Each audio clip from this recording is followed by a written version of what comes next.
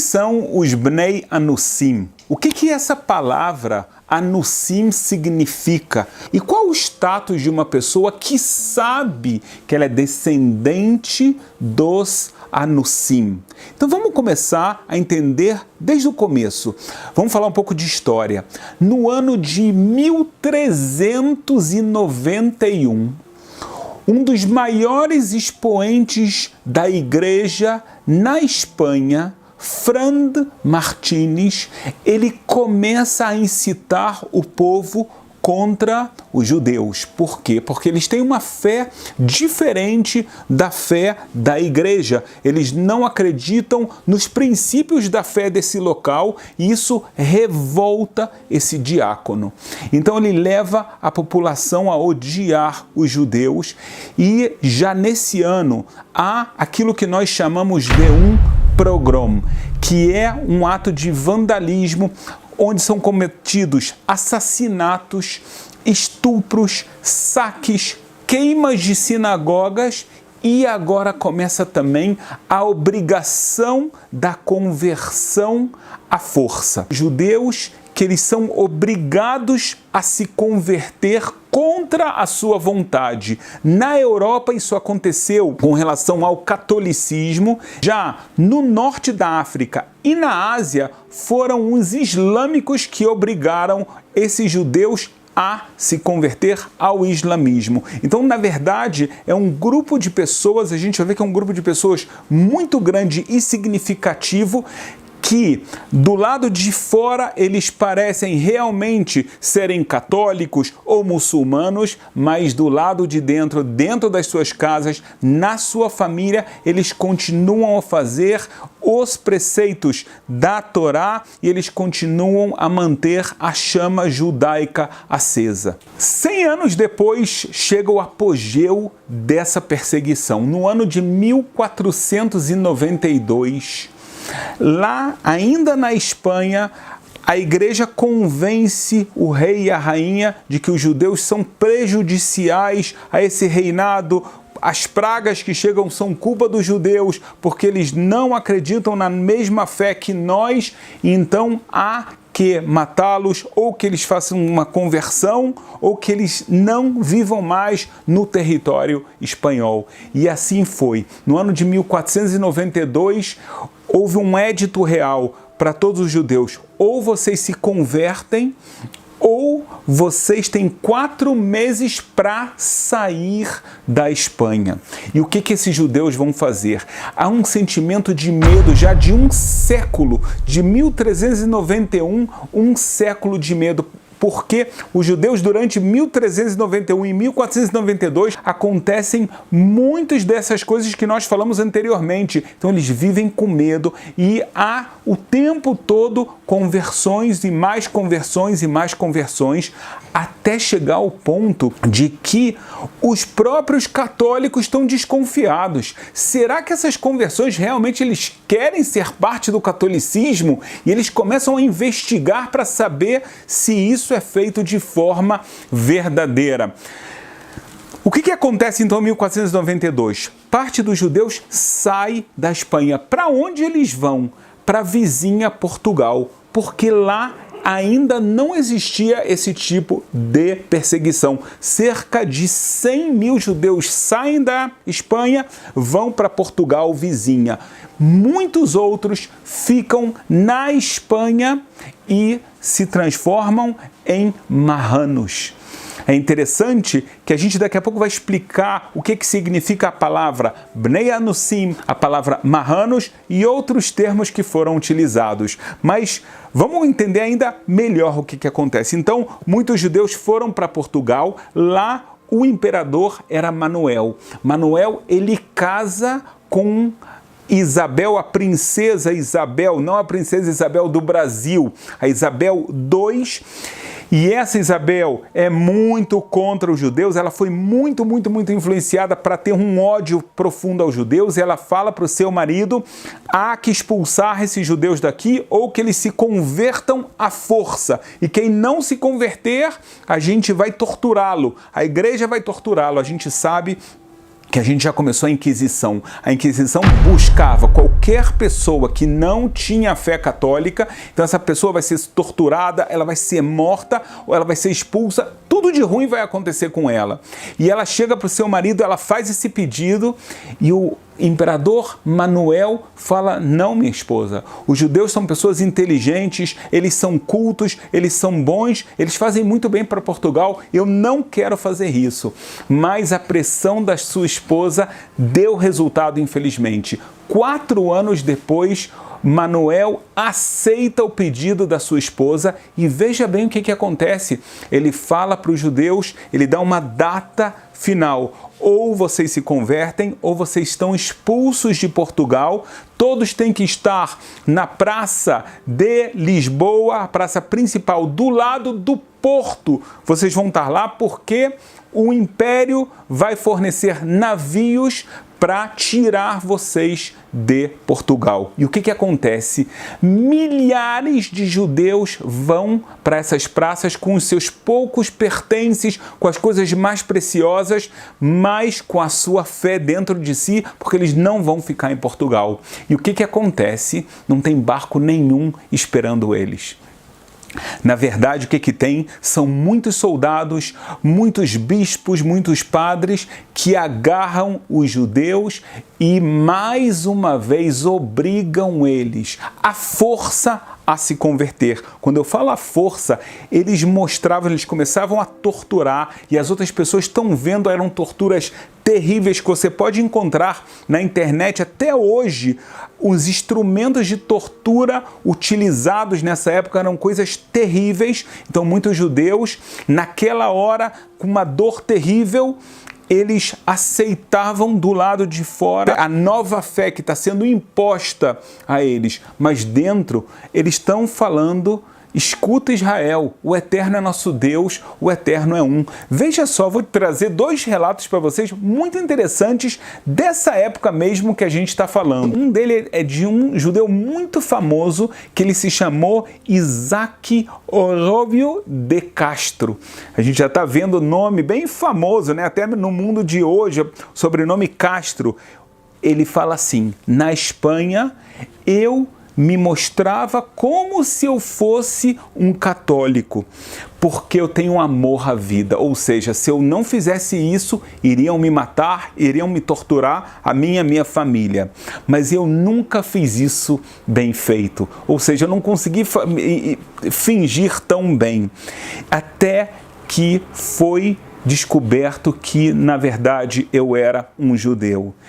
E eu tive, então, o grande perigo, estive numa situação de grande perigo de perder a minha vida, a minha liberdade, o meu respeito, o meu patrimônio, a minha vida, assim ele conta, porque na verdade eu era judeu e católico, eu era só para o lado de fora. Então ele está contando exatamente a situação de um marrano, de um anussim, que ele não acredita nisso, do lado de dentro ele é completamente judeu. Esse é o relato de um anus. Já vou te explicar o que é anus e o que é bnei anussim. Já. Mas antes, olha só que coisa interessante. Um dos principais inquisidores, uma das pessoas que faziam a inquisição, faziam as torturas, ele pega um duque na Espanha e fala: senhor duque, veja como os judeus estão enganando a gente. Eu vou lhe mostrar agora como, na verdade, eles se converteram, mas do lado de dentro eles não creem como a gente, como é uma falsidade o que eles estão fazendo. E o que ele faz? Ele leva ele para o castelo do duque, para o teto do castelo. Que dia que é? É o Shabat, é o sábado. Tá frio.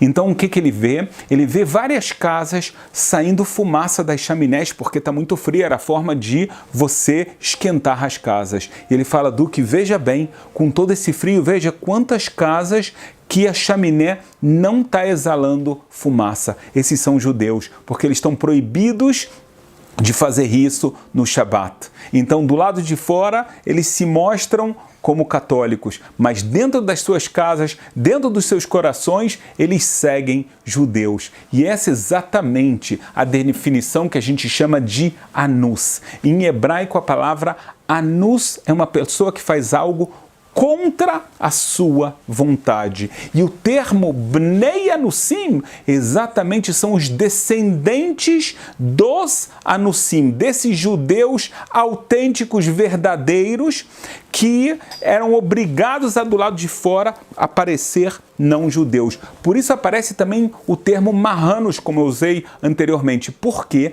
a palavra marranos em hebraico significa maran.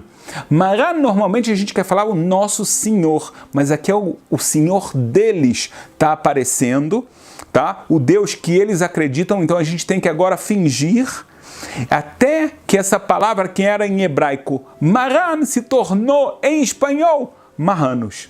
Interessante que em Portugal, como eles eram chamados chuetos.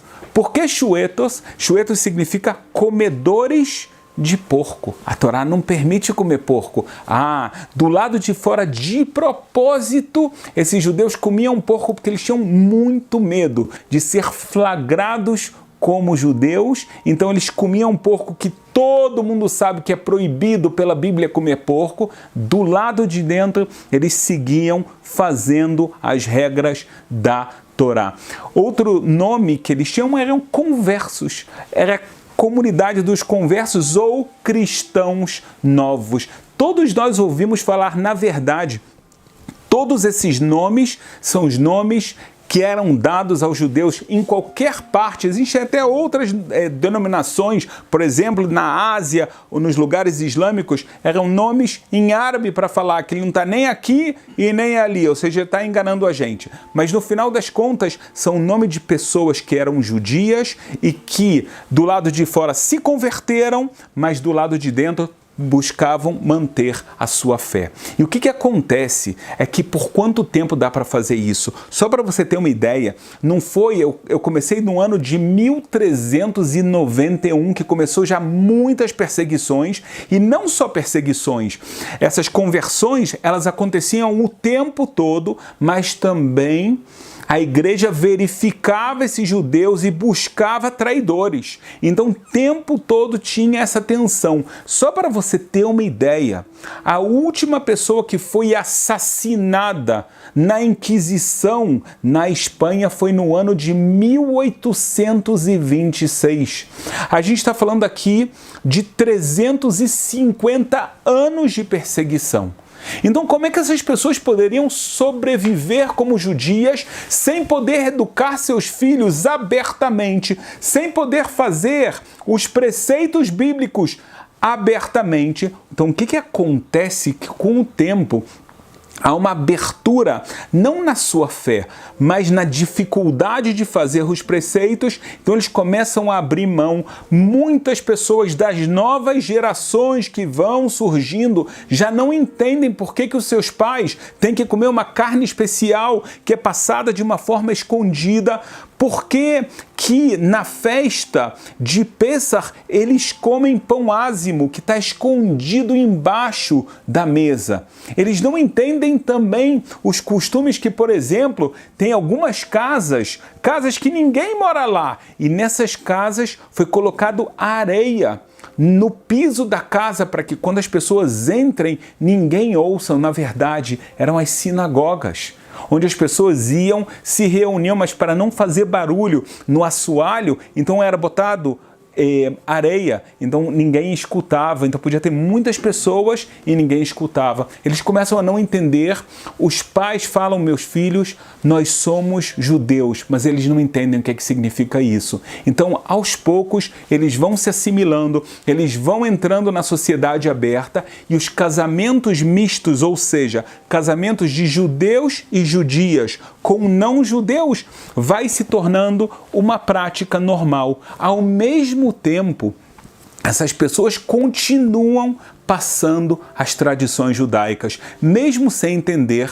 Uma das tradições muito famosas é olhar o céu no sábado à noite. Para quê? Para saber que já tem 3 estrelas e já terminou o dia sagrado do Shabat.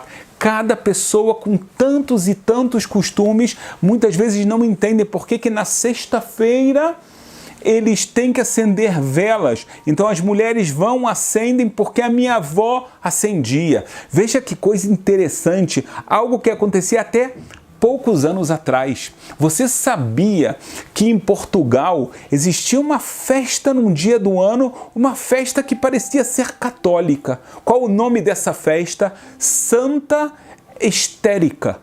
E todo mundo fala, os padres falam, mas quem foi essa Estérica? Por acaso, se você verificar, cai exatamente na festa judaica de Purim, quando nós lemos o livro de Esther, que está na Bíblia. A Esther, que foi uma grande heroína, salvou o povo judeu de Haman. O que a gente vê?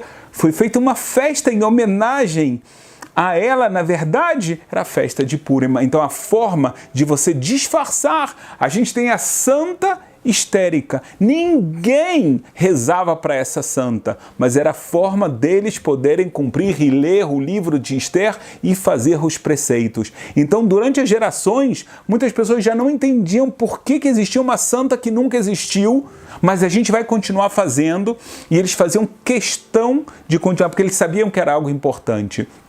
Isso chega até os dias de hoje. Muitas pessoas relatam que elas têm costumes que viram a minha avó, o meu avô, fazendo assim, não fazendo determinados trabalhos a partir da sexta-feira à noite até o sábado, de ter o costume de comer pão ázimo, de ter costume de passar pela porta e beijar o umbral.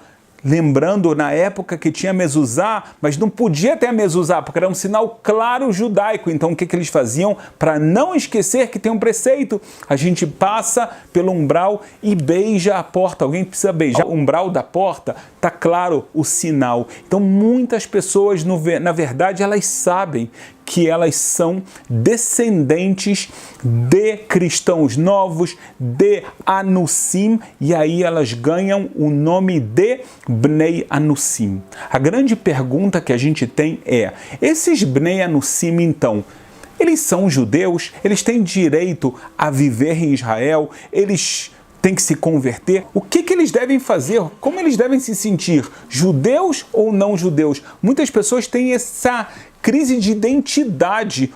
Quem eu sou? O que eu devo fazer? Então, é importante saber que a gente não tem como, hoje em dia, comprovar completamente que uma pessoa é descendente de Anussim a ponto de saber que do lado da sua mãe, da sua avó materna, da sua bisavó e assim por diante, todas as mulheres eram judias. Por que eu falo isso? Porque para uma pessoa ser considerada judia de acordo com a lei bíblica, ela tem que ter mãe judia ou ter feito uma conversão ortodoxa. Se ele não tem uma dessas duas coisas, ele pode ter um sentimento pró-judaico, ele pode se sentir judeu. Mas judeu, de acordo com a lei da Torá, ele não é. Mas muitas pessoas falam, mas eu me identifico completamente, e nisso eu acredito. E eu sei que eu tenho descendentes assim, não é à toa tantos costumes. Isso é verdade. Por isso, é interessante que até grandes cabalistas falam sobre esse tema, e eles falam, todas essas pessoas que mantiveram com todos os perigos a chama judaica, a fé em um só Deus, essas pessoas, a faísca judaica que existe nas suas almas não desaparece, nem delas, nem dos seus descendentes. Portanto, esses rabinos muito grandes falam, nós temos que ajudar os Bnei Anussim, os descendentes dos cristãos novos, dos Anussim, dos marranos, esses que querem se converter da forma correta, assumir o compromisso de fazer todos os preceitos que estão na Torá, temos que ajudá-los, porque eles têm a faísca judaica nas suas almas. Mas sem a conversão, somente se uma pessoa pudesse comprovar de forma clara a sua linhagem pelo lado da mãe, como eu falei, porque o judaísmo é passado pela mãe, pela avó materna, pela bisavó materna e assim por diante. E assim, se uma pessoa é capaz de comprovar, significa puramente que ela é judia, independente se ela é homem ou mulher.